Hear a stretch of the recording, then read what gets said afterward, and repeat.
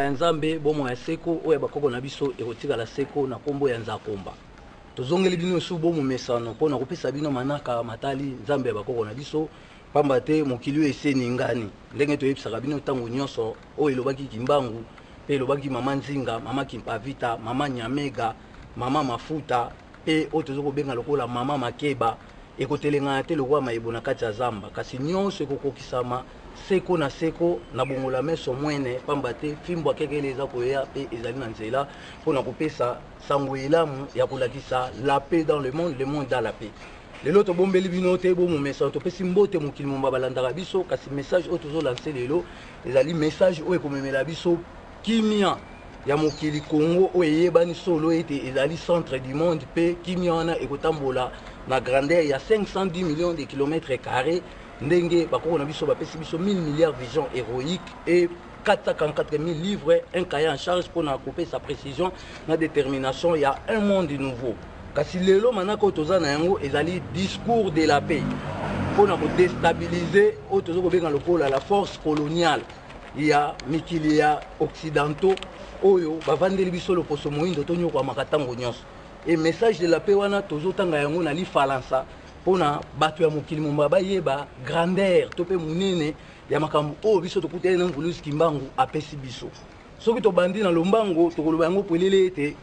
première partie du message Congo Kinshasa centre du monde BFF base fixe de la frontière l'intronisation royale des faux dieux sur la terre africaine 1. La révélation des messagers rapides pour la liberté de la race noire est venu avec les salis qui triomphera de l'aveuglement des religions confondues au centre du monde RDK, Congo-Kinshasa, champ magnétique. 2. C'est le prophète Kimbangu, Messie sauveur de la race noire qui reprend la parole pour annoncer une nouvelle vie au peuple noir afin de retrouver sa source et ses origines. 3. Les rouleaux de la parole qui contient les livres prophétiques noirs des ancêtres noirs bantous ne veut pas la condamnation définitive sans contredit l'espérance de la vive voix des ancêtres noirs africains. La civilisation universelle européenne est arabisée. Afrique, 30 millions de kilomètres carrés, 3 fois plus grand que l'Europe, 54 fois plus grand que la France, 1 milliard 450 millions d'habitants. Au Congo-Kinshasa, 4 fois plus grand que la France.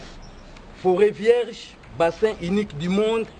et le pays qui regorge toute matière triangulaire comme l'Afrique elle-même a la forme triangulaire. Asie,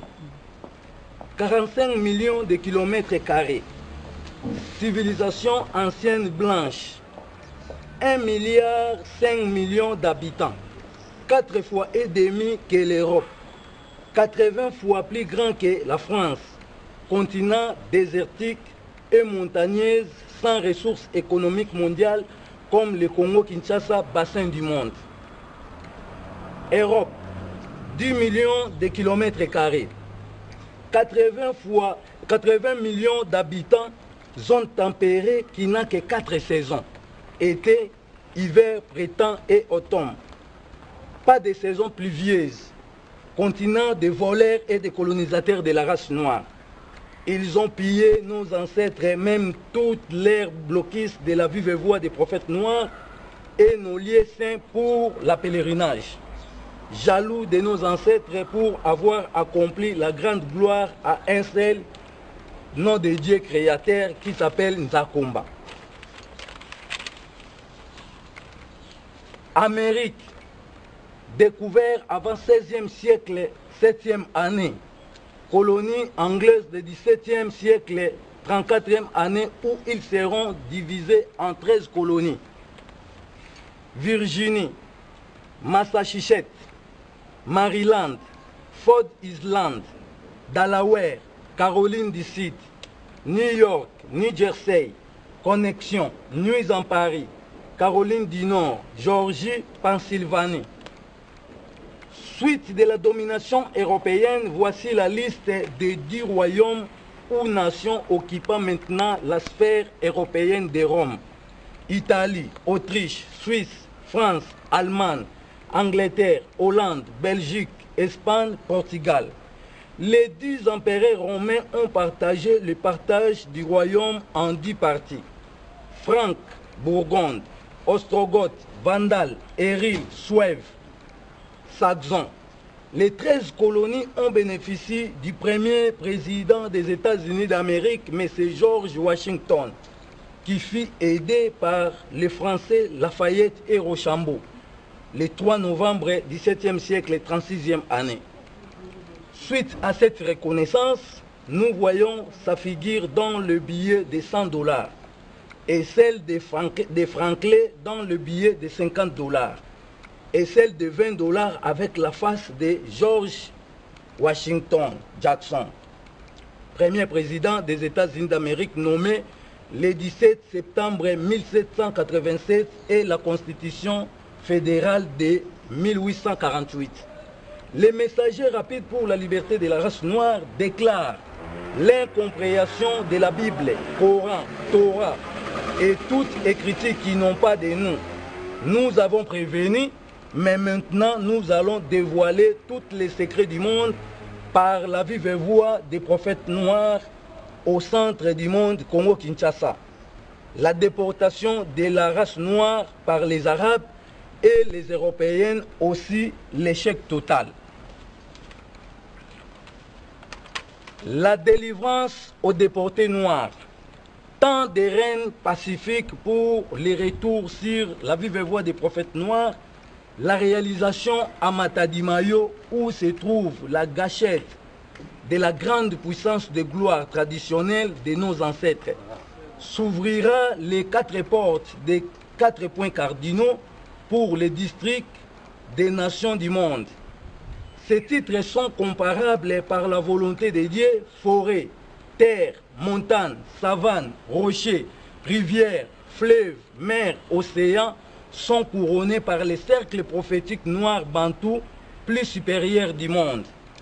Les grands vertus de la nature, points cardinaux à un seul nom de Dieu créateur, Mangengenge, montagne couronnée par la volonté de Dieu, propage la puissance des ancêtres noirs pour sauver les enfants du monde dans la sagesse, dans l'amour et dans la paix. C'est pour cela, le prophète Messie Sauveur de la race noire, Kimbangu Diantungunwa, au nom des messagers rapides, annonce Kimbangu choisi pour commencer le 3e millénaire avec les jeunes africains. Son œuvre est révélée à plusieurs personnes et par le BFF, base fixe de la frontière à Matadi-Mayo, arbre de la vie sur le boulevard du 30 juin, l'abattoir des esclaves à Kinkole et le grand rendez-vous du monde pour le pèlerinage de Mangengenge. Le Messie sauveur noir, Kimbangu Diantungunwa, guide les gens sur le vive voix du salut, afin d'y reconnaître un seul nom de Dieu créateur. La race noire souffre des maladies, de l'infinitif spirituel, de l'infidélité, des mensonges, des guerres religieuses et politiques. Leur guérison est nulle part. Les messages chrétiens avec leur signe de la croix qui symbolise la mort à la face de l'homme noir et du monde. Islam sépare les conditions de vie pour acheter la race noire et de dominer la vive voix des prophètes noirs. Les présentes paroles de Dieu, les secrets du Melchisedec avant la naissance, les secrets des millénaires avant la naissance de Melchisedec. Abraham, Isaac, Israël, Moïse et le roi des rois Jésus-Christ, tous étaient réfugiés en Afrique.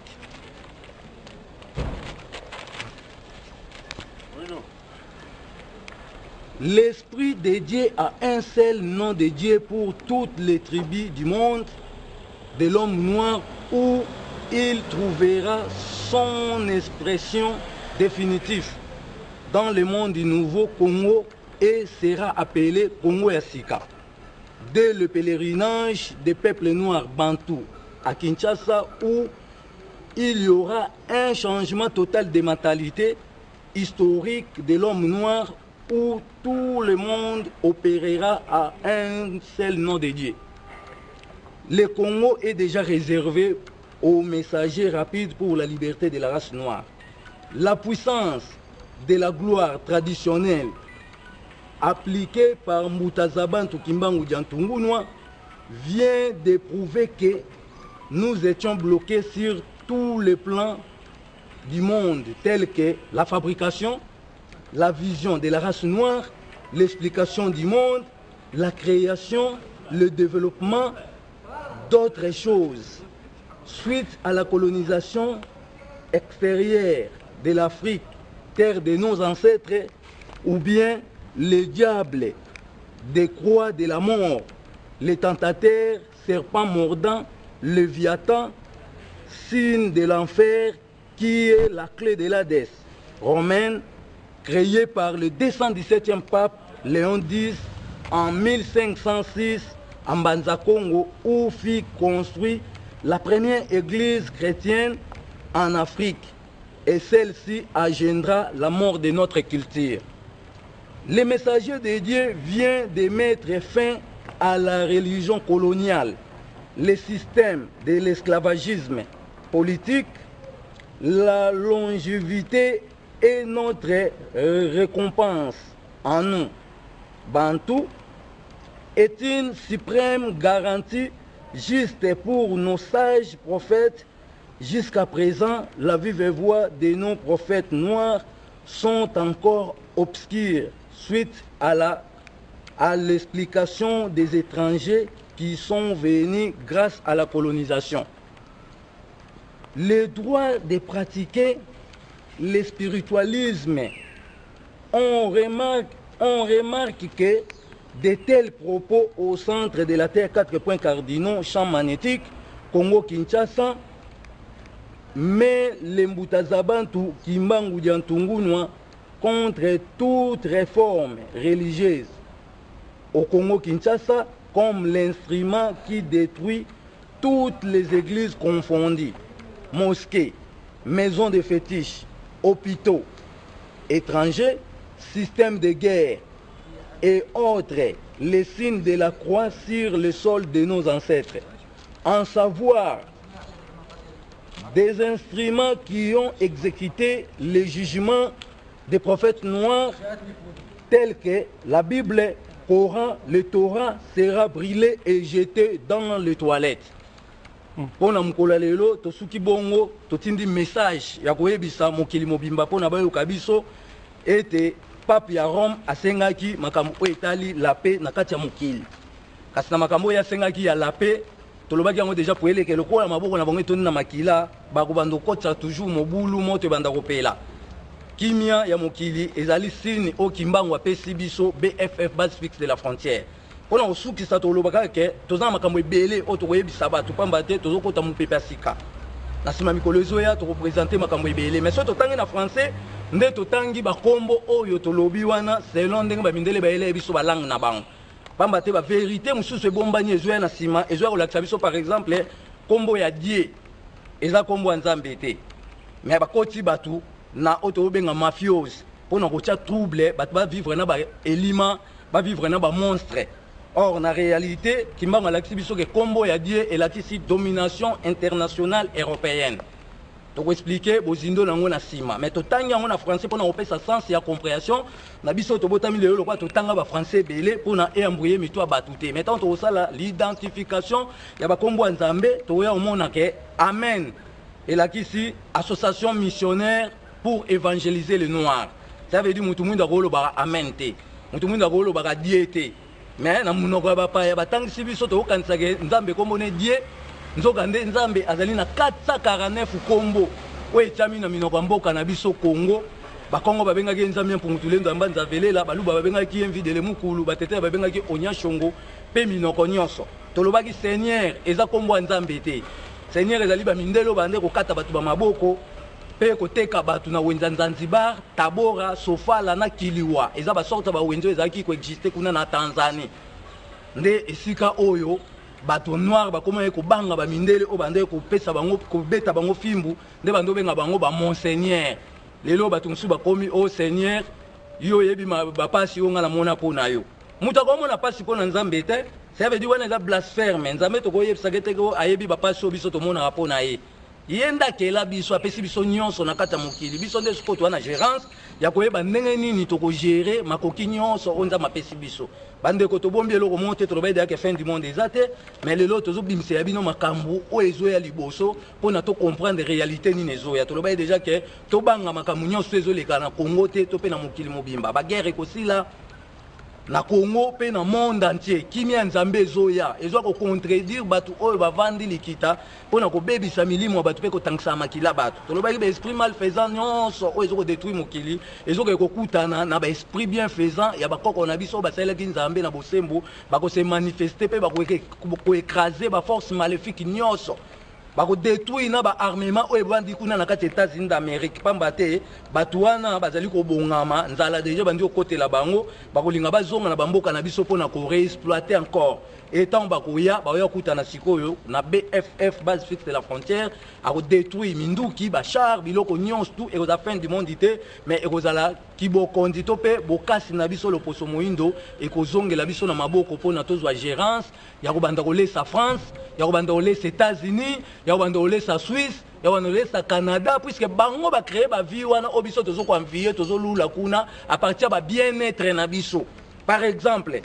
tant roi Léopold II asalaki ndako ya métropole kuna na mabele ya Congo Kinshasa asalaki on intérêt ya ba Belge et intérêt wana ezalaki ko prouver que il faut bato bakataka balengo pe biloko ndenge na ndenge baya ko bomba yango kuna na ba or na ba diamant après kendaka na Anvers kuna na Belgique mais au moins la kena simanda kwa métropole ça mais en 1903 tant que au koma na 1923 roi Léopold II moko asalaki projet de chemin de fer banda gare centrale ti na Matadi Boma pe akangaki 2000 esclaves noirs asalaki bango ferme oyo ya kobokola bangombe bande kolesa ba esclaves noirs wana kuna na ndolo pe asalaki bango musala babetaki nzela ya train banda gare centrale ti bakomi na Boma pona bakota Matadi bakutana na Libanga et batobolaki Libanga na basalaki tunnel ya 270 mètres mais au moins la Belgique a dans nyongo na biso bana Congo biso to ko chama kamboli ko na mesa pona ko sambisa na Belgique kosambisa na France kosambisa na États-Unis d'Amérique baza ba compte à rendre donc makambo to bombe bino par rapport à bémission ezwa sima pona ko bimisa ba secret ya ba dossier auto ko traiter puisque la Belgique a salaki exploitation à forêt Mayombe plus ou moins 87 000 tonnes ya banzete lokwa ba limba clair ba kambala ba ndembo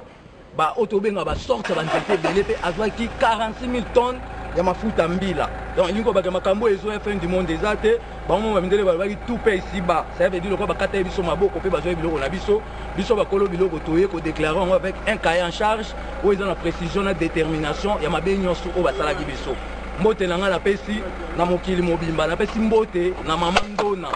kuna na mokili ya États-Unis d'Amérique nzamba ko na biso aza na biso tango nyonso abatela biso pe azinga biso na lizita ya lukongolo ya bomoi na seko oyo kozingaka sanza na moi mpona tokolisa libota oyo bapanzaki wuta kala pe bolingo na biso ya kala ezongela biso mpona tolakisaka mutu mwindu fasi ya peuple du monde aza motema mabe te kasi bango nde baza na motema mabe envers biso pamba te bayebi basekre ke biso nde toya bakolo biloko biso nde toya bakolo makambo tu mais lokwa baprouva biso ambiance na biso nde bomoni mutu mwindu akomi kotelengana pe akomi motema mabe nde bomoni mutu mwindu akoti na bajet de guerre biso ozalaka na makambo ya baguerre